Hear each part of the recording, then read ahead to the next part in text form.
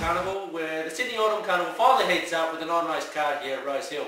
I'm Xavier Blair, and Joseph Galati is set to kick off the first race at 11:50pm, the Derby Monroe Stakes over 1200 metres for 3-year-olds. How do you see it, Joseph? Zave, thanks for that. The 3-year-old quality listed race, 9 in the first race. Neeson number 3, rates on top, the $3 favourite. Really good last start at Kembla Grange. I thought he just romped in beautifully. Good win, wasn't it? Yeah, it was. Sweepstaking, I rate for second, $11 a bit overs for it. Gillian Heinrich might be able to get her dove to an absolute flyer. The Mikado, unsure about him.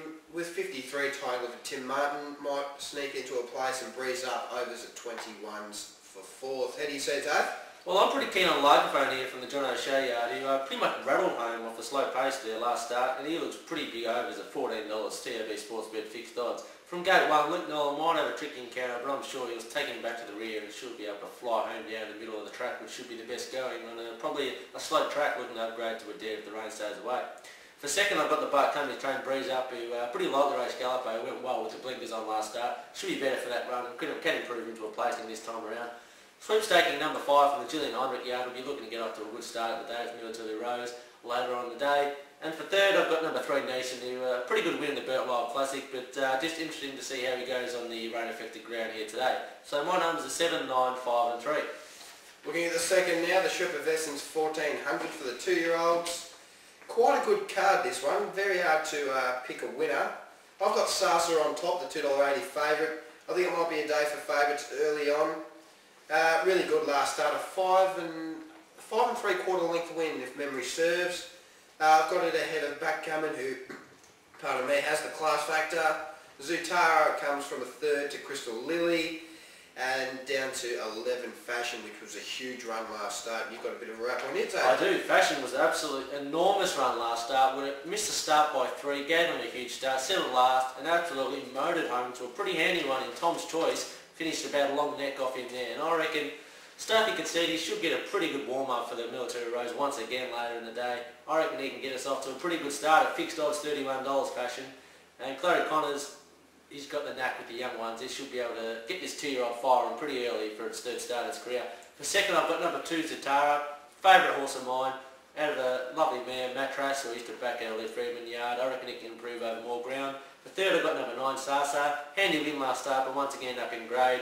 And then for 4th, I've got number 8 Legalistic down from the David Hayes yard. I reckon there's a pretty big chance if he can repeat last start where he sat 3 wide and pretty much ran him pretty well. He'll be another one suited by the 400 metres in a pretty open race, but I've gone Fashion number 11 on top at $31. Well, the third race, the Vulnerary Stud Stakes, the Group 1 for the 3-year-old fillies, and lucky this isn't a quaddy league because it is very difficult to pick a winner. Really, go wide.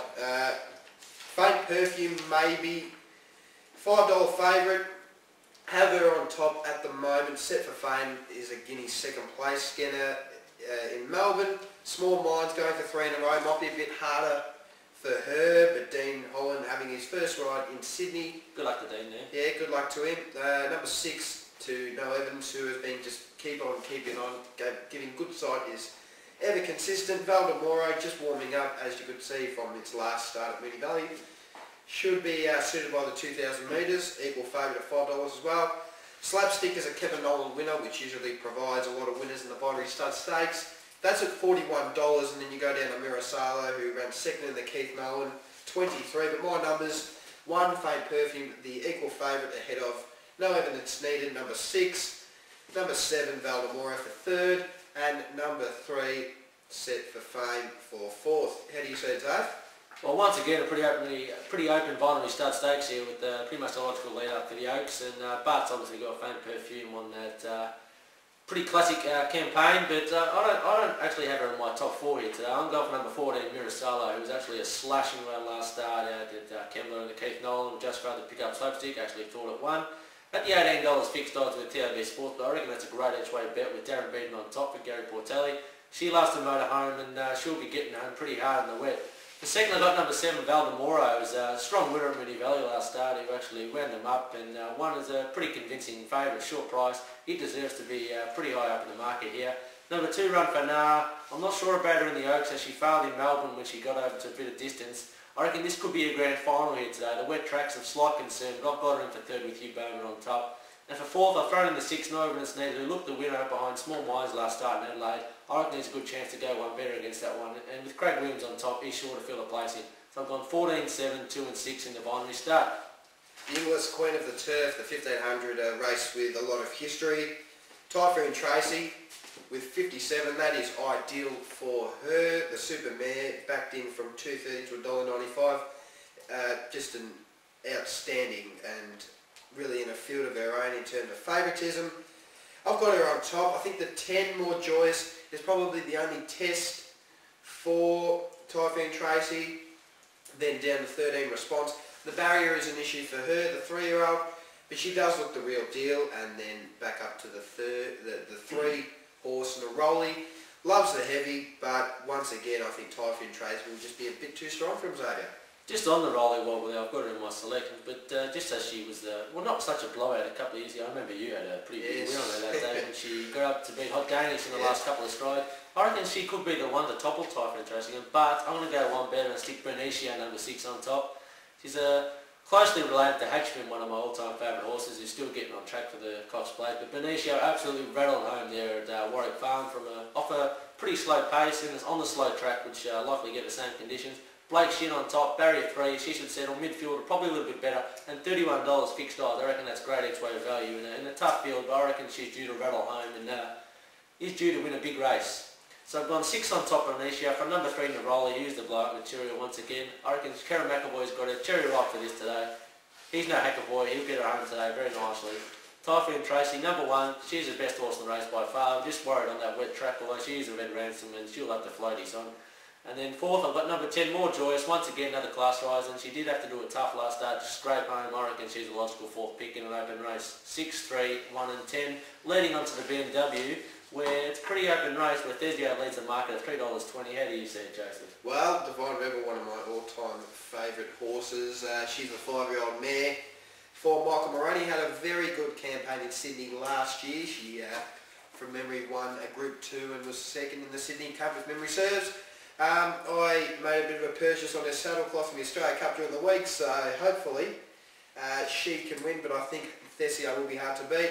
I've got him on top, 320 favourite as well. What a great story he is.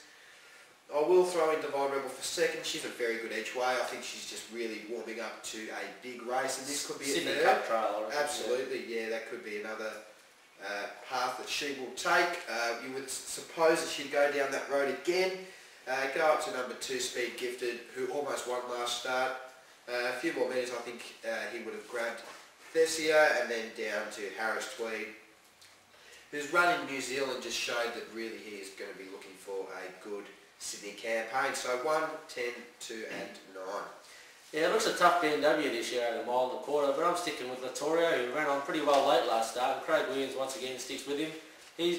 Nigel Blackiston has said all along this is his grand final. A lot of these horses also said this is their grand final, but I reckon Latorio has just come along superbly. He's a big boy, he's got big feet, which is pretty good for the wet, and he'll be motoring home late. $14 fixed odds, definitely worth another each way ticket. The main damage I reckon is number 9, Harris Tweed. Backed him in the Caulfield and Melbourne Cups where he ran superbly. In New Zealand his form is very solid, running them pretty hard, and New Zealanders always come over here and do well in the wet on these big days. For 3rd I've got number 11, Daffodil, who was also in hot form in New Zealand and had already shown her class here in Sydney, winning the Oaks last time out. And number 12, Purple, is a dead set mudlark. She should be renamed the Duck, and she has a hot chance to run 4th. So 5, 9, 11 and 12 in the BMW.